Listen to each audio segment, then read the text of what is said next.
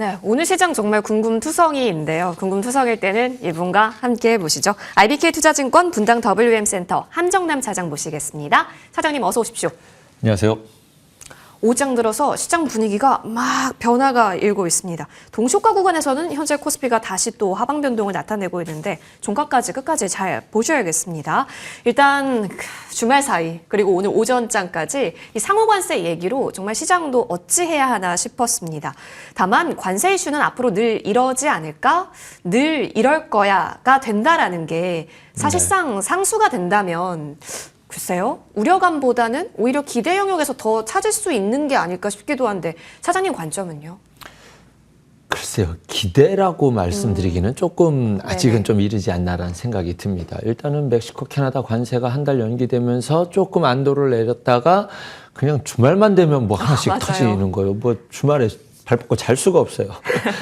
보편적 관세라는 이야기가 있었고 노골적으로 지지했었기 때문에 뭐 상호 관세라는 뭐 트럼프의 표현은 아니죠. 시장에서 보편적으로 쓰는 단어인데 너랑 나랑 관계를 했었을 때 너는 자국 기업을 보호하기 위해서 50% 관세를 때리면 우리도 1대1로 똑같이 관세를 때리는 게 맞지 않냐. 이것은 서로의 형평성을 맞추는 거지.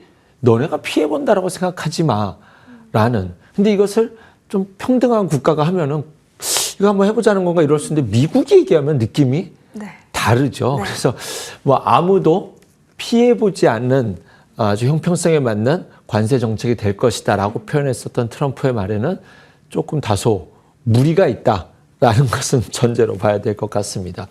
일단은 시장에서는 이것을 관세라는 것을 어떤 본인이 원하는 것을 취하기 위한 중국을 압박하기 위한 글로벌 어쨌든 협력 관계에서의 하나를 주고 하나를 받는 협상의 수단으로 쓸 것 같았는데 지금 이렇게 말하는 거 보면 또 이제 이런 해석들이 계속 엎치락뒤치락 할 겁니다. 협상이야? 아니면 진짜로 관세를 얻어서 세수를 확보하는 게 목적이야. 협상이 목적이라면 중국을 압박하는 것이 마지막 결론이고 관세를 해서 얻겠다라고 해서 실제로 세수 확보가 된다면 인플레를 막을 수가 없게 됩니다. 그래서 여전히 아직까지 나와 있는 정황상으로서 제가 바라보고 있는 해석은 중국과 싸우기 위해서 세계의 글로벌 국가들과 철벽 방어를 칠 필요가 없을 뿐만 아니라 관세를 통해서 인플레이션이 올라가게 된다라고 한다면 인플레이션이 자극되고 다시 킹달러가 된다면 중국과 싸울 때 무기가 너무 허약한 무기가 돼버리기 때문에 지금 관점에서는 아직도 다양한 변수를 염두에 둔 협상과 이러한 카드로 쓸 여지가 충분히 남아있다는 것은 전제로 실제로 지금 상무부 지정자가 지정되자마자 했던 얘기도 그거였어요. 글로벌 국가들과 하나하나 1대1로 협상하지 말자. 에너지가 너무 많이 소요되니 일단은 무조건 보편적 관세 때리고 시작합시다라는 것이 기조였기 때문에 이것이 어떻게 보면 미국의 관세에 가장 큰 충격 받을 수 있는 나라 중에 하나가 우리나라일 수도 있을 텐데 거기에 대해서 시장은 좀 나름 잘 선방한 지수이지 않나라는 생각은 가져봅니다. 뭐 내부적으로 살펴보면 지금 철강 관세는 발표를 했죠. 이것도 참 아이러니한 게 일본이 그동안 미국 성님 우리가 채권도 많이 사주고 해달라는 대로 다 해줬으니 그거 US 스틸 미래산업 먹고 그 철강 하나 주세요 했더니 트럼프가 그래? 이거 줘도 되나 해가지고 철강 산업을 본 거예요. 봤더니 야 철강 산업 자국 경영 우리나라 지켜야 되는데 해가지고 모두 다 철강 세금을 때린 거거든요. 그렇기 때문에 지금 트럼프 입장에서는 보면 볼수록 하나씩 철벽이 세워지는 느낌이 들어서 이 내용은 좀 불편합니다. 그러면은 이제 우리나라 입장은 어떠냐? 지금 이제 일본에다가도 하는 거 보면 US 스틸 안 주고 대신에 국방비 인상하라고 그랬잖아요. 우리나라도 비슷할 거거든요. 그런데 어떻게 한편으로 보면 지금은 미국과 어떤 무역 관세에 대해서 합의나 논의를 할 수 있는 팀이 우리 자체가 꾸려질 수 없는 정세이지 않습니까? 이것이 어떻게 보면 지금 자체적으로는 좀 다행일지도 모르겠다라는 점. 트럼프 행보로만 본다라고 한다면 글로벌 국가들과의 관세 정책과 관련된 협상들을 끝내놓고 정치적 행보를 이어갈 줄 알았는데 지금 가자 지역이나 이런 거 행보를 보면 그다음에 우크라이나가 관련돼서 이번 주말쯤에 발표를 하겠다라고 하지 않습니까? 지금 양쪽의 행보가 굉장히 빠른 스탠스에 있습니다. 하지만 기조적으로 봤었을 때 여전히 협상의 우위를 둔 관세 정책과 중국을 압박하기 위한 수단이라는 것의 큰 틀에서는 아직은 과잉 해석할 필요가 없다. 여전히 이런 시나리오로 가고 있다라고 저는 염두에 두고 있고요. 그런 것을 전제로 봤었을 때 뭐 솔직히 우리나라 지수가 과거에 미국, 중국 1차 트럼프 1기 행정부 때 얻어맞았던 지수만큼 맞아 있고 그것과 관련돼서 중국 내에서 철수할 산업은 다 스마트폰 안 팔지, 자동차 안 팔지. 뭐 반도체는 지네가 만들어 사고 있지 지금. 그렇기 때문에 지금부터 미국이 중국일 때 조금 미른 감은 있지만 이런 해석이 제가 내심 기저에 깔고 있는 오늘 삼성전자의 상승의 의미에도 조금 기저에 깔려 있는 것은 미국이 중국을 때려줄수록 이제는 한국이 조금 기회로 해석할 수 있는 네. 그런 가능성이 높은 지수 영역대에 있지 않나라는 생각이 듭니다. 한국 시장은 지금부터 외국인의 매수가 들어와서 막 올라간다. 이거는 좀 아직은 희박합니다만 우리가 지금 누리고 있는 종목별, 섹터별 트레이딩 관점은 충분히 유효한 시장이다라고 말씀드리겠습니다. 네. 자, 그런 관점에서 오늘 좀 고민이 되게 하는 섹터가 있습니다. 쭉 가겠지 싶었던 쪽, 밀리면 사야지 했던 분들에게 있어서는 오늘은 어떻게 과연 해석하고 계실까요?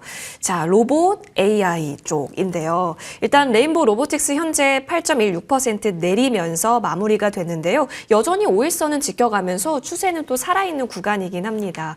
자, 대장 섹터로서 로봇 변함이 없을까요? 아니면 오늘 보여진 이런 흐름들이 조금은 불편하게 하는 건 맞는데 그래도 걱정은 없는 걸지요? 제 관점에서 로봇은요.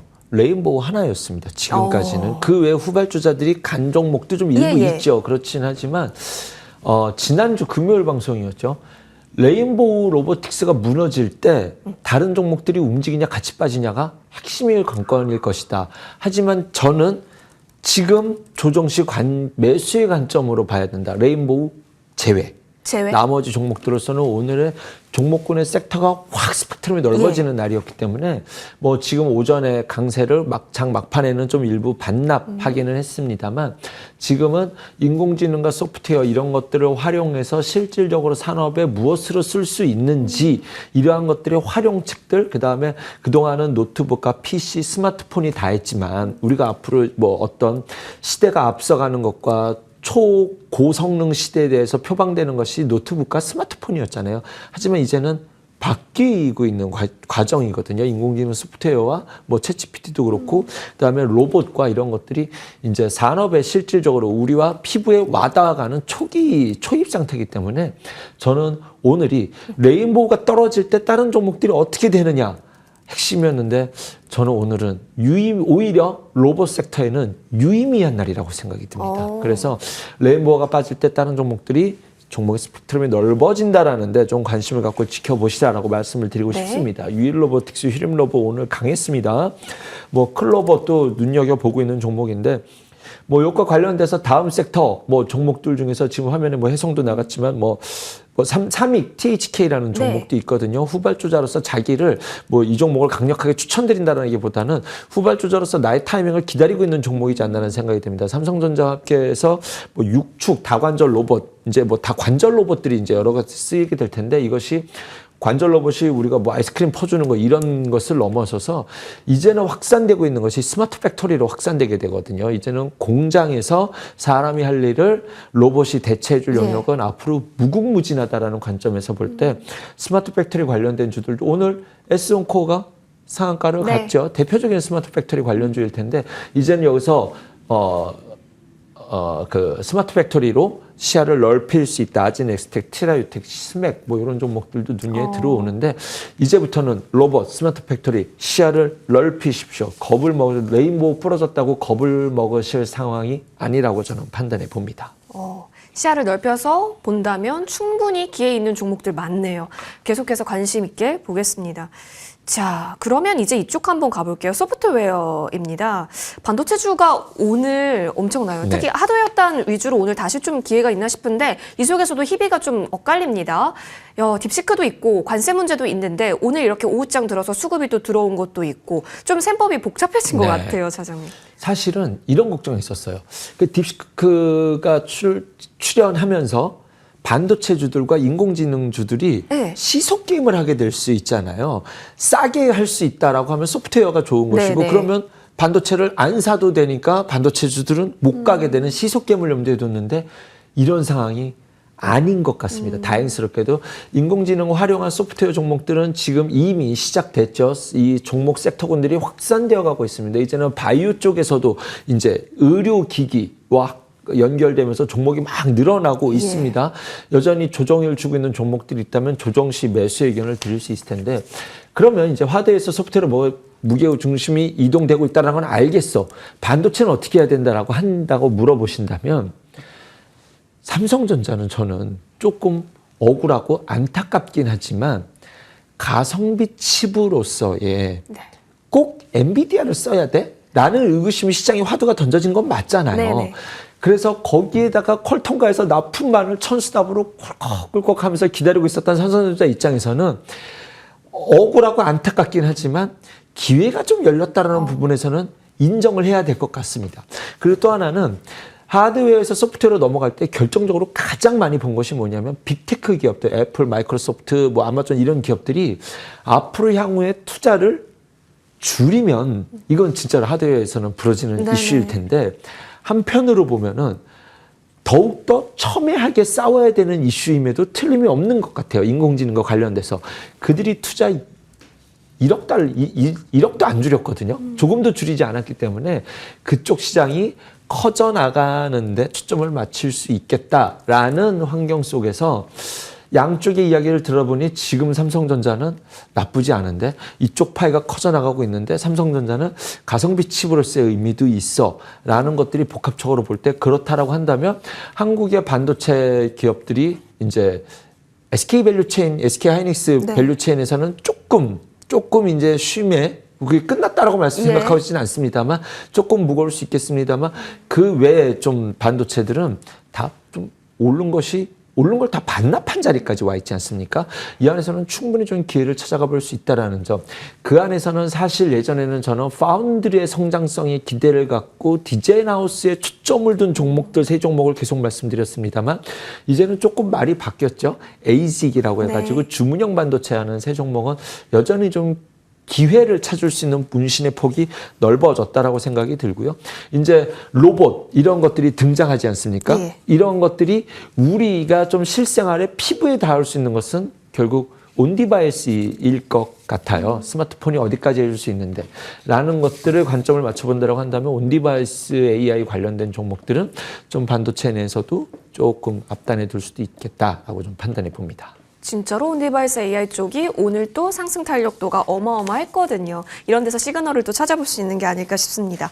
자, 평소에 또 관심 있게 봐주셨던 섹터가 있어요, 여러분. 원전도 그렇고요. 그리고 재건 또한 같이 볼 수 있을 것 같아요. 트럼프 효과를 또 직접적으로 누릴 수 있는 섹터로서 우리에게 많이 알려져 있는데 계속 기회를 주고 있는 쪽 맞을까요? 네. 일단은 제 틀에서 저는 포트에서 바이오를 무게중심이 있습니다. 저에게는. 저는 바이오를 무게중심으로 갖고 있는 사람입니다. 늘 맨날 바이오만 얘기할 수 없기 때문에. 네, 그리고 반도체가 좀 피로감이 있어요. 갈 건데 지금 하면 부러지고 꺾이고 이제 가야 되는데 고민되죠. 그래서 버릴 수는 없고 빠지면 그래도 지금 이 자리에서는 계속 사갈 수 있다라는 종목군들을 압축해서 대응을 짜고 있고요. 그 한쪽 편에 또 하나에서 시속게임을 할 수 있는 것이 이제 원전과 건설기계 쪽을 이제 함께 더불어서 보고 있습니다. 그런데 사실 이쪽이 좀 행보가 더딜 거라고 생각했거든요. 사실 두 개를 묶을 수 있는 섹터는 아닙니다. 원전만 따로 띄어서 먼저 말씀드리면 미국에서 원전주도 빠졌을 때 우리나라 같이 하락했거든요. 저는 기회로 봅니다. 여전히 기회로 봅니다. 우리나라의 기회는 미국의 전력이 뭐 데이터 센터 축소돼가지고 원전의 효용성이 떨어진다? 천만의 말씀. 우리나라는 웨스팅하우스랑 합의가 탑픽 뉴스이기 때문에 별도의 이슈로서 조정시 매수 의견을 계속 가져갈 수 있다라고 저는 보고 있고요. 그 다음에 건설기계 쪽은 사실은 관세 싸움이 끝난 이후에 이제 우크라이나하고 그 다음에 북한과 얘기도 틀림없이 할 거거든요. 왜냐하면 북한은 중국과 맞닿아 있는 국가이기 때문에 트럼프가 북한과 무언가를 할 때마다 중국을 가장 강력하게 압박할 수 있는 가장 큰 이벤트 중에 하나이기 네. 때문에 뭐 어쨌든 그런 행보 속에서 일단은 글로벌 관세에 대해서 매듭을 짓고 난 후에 정치적 행보를 이어갈 거다라고 생각을 했었는데 지금 두 걸음을 같이 뛰어가고 있는 느낌이에요. 뭐 이렇게 빨로 도대체 원하는 게 뭐야? 진짜 세수야? 중국 때리기야? 뭐 이런 좀 의구심이 드는데 어쨌든 우크라이나 종전과 관련돼서도 뭐 지금 계획 발표를 하겠다라고 하지 않았습니까? 그래서 이쪽과 관련돼서는 실질적으로는 뉴스가 나오기 전에 조금 일부 차익 실현도 나올 수 있겠다라는 관점이었는데 지금 종목이 조금 뭐 그렇게 전진건설 로봇 빼고는 네. 그 외 종목들은 아직은 자기 차례를 기다리고 있는 뉘앙스들이 좀 보여집니다. 네. 그래서 이 안에서도 생각보다 트럼프가 정치적 행보가 빠르다라는 점 안에서 그리고 대장이 출연했다라는 것, 전진건설 로봇이 이런 관점에서 또 하나의 좀 어떤 정치적 트레이딩으로서 관심을 갖고 지켜볼 수 있는 섹터가 되지 않을까라고 보고 있습니다. 바이오 중심 덩어리, 이쪽 반도체, 이쪽은 이쪽에서 잘 타이밍 맞춰서 왔다 갔다 하셔서 수익이 잘 나셨으면 좋겠습니다. 네. 오른손으로 비비고 왼손으로 비비고 가야겠네요. 자, 중심은 반도체다. 오늘 반도체를 다루지 않았지만 여전히 중심을 바이오다 담고 계십니다. 함정남 차장님과 함께했고요. 오늘 정도 고생 많이 하셨습니다. 이어지는 머니투데이 방송과 함께 보시죠. 여기서 인사드릴게요. 고맙습니다. 감사합니다.